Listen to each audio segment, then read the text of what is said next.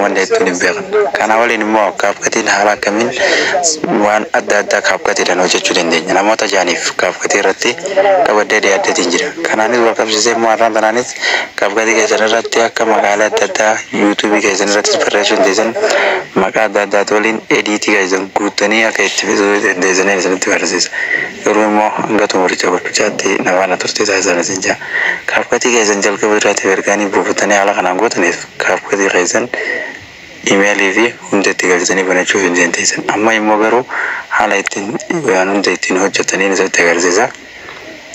Nafaana turtii viidiyoo tokko irratti wantoota adda addaa hojjechuu kan barbaadan taanaan asirratti hojjetanii wayita isin seentanitti nama bira isin jawana viidiyoo qabdan sanas keessaa baasuu galchitan. Amma ammoo suuraa irra galchee ilaalu. Suuraa takkitti tanaan qaba haala kanaan galchee ilaalu.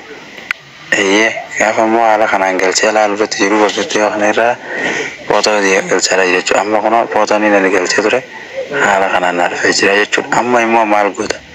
Mee kaafkatii maqaa adda addaa qabdu irratti goota. Kaafkatii ediitii isa tokkoffaa waan ta'eef har'a immoo isa jalqabaa ta'uuni akkuma seentan sabiskiraayib godhanii jira. Amma immoo garuu akkam goota asirratti dhuftee barreeffama ajaa'ibsiisaa ta'e bakka itti tanirraa galtee neeges fayyumaan irratti to'ita.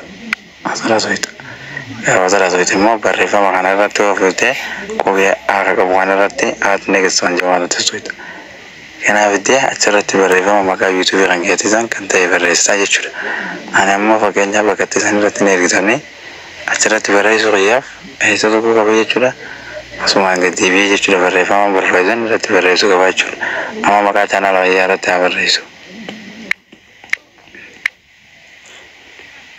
Bas haaluma saniin barreessitu jechuudha. Hanga immoo gaafa ati kana gootee barreeffama asirratti ani kana godhee fidee barreeffadhu taanaan guutuun isaa oliif bahaa jechuudha. Achi gubbaa irratti bakkittiin san iddoo barreeffama kan keessanii sun ta'a jechuudha.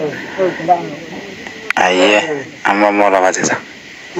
Laayikii akkasumas sabiskiraayibii wantoota duraaniin qabdan san gara maqaa kan keessaniitti akkamitti jijjiirraa jetta. Namoonni hedduun gara ittiin jijjiiraniitu jira. Kana hundi jijjiiruudhaaf maal godhuu qabdi asirratti hojjete maqaa laayikii yookaan ergitu taanaan laayikii kan irratti hojjeta. Laayikii kan jedhutu jira, sheer kan jedhutu jira.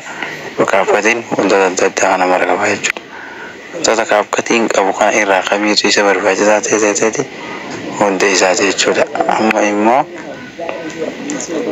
haala feeteen sun hundi asirraa isuu kan keetiifati ture achirratti gaafa ergituuf. Deebitee asirratti tuqachuu qabdaa jechuudha. Iddoo sanarratti gaafa ta'e bakka sanarratti inni haala sanii gaafa inni siifite intarneet sanarra sanarra dhuftee deemtee jechuudha. Sooshaal miidiyaa kan yoo kana irratti qabdu. Sooshaal miidiyaa kan jedhu kana ergitu kuni wantoota hundi guutuu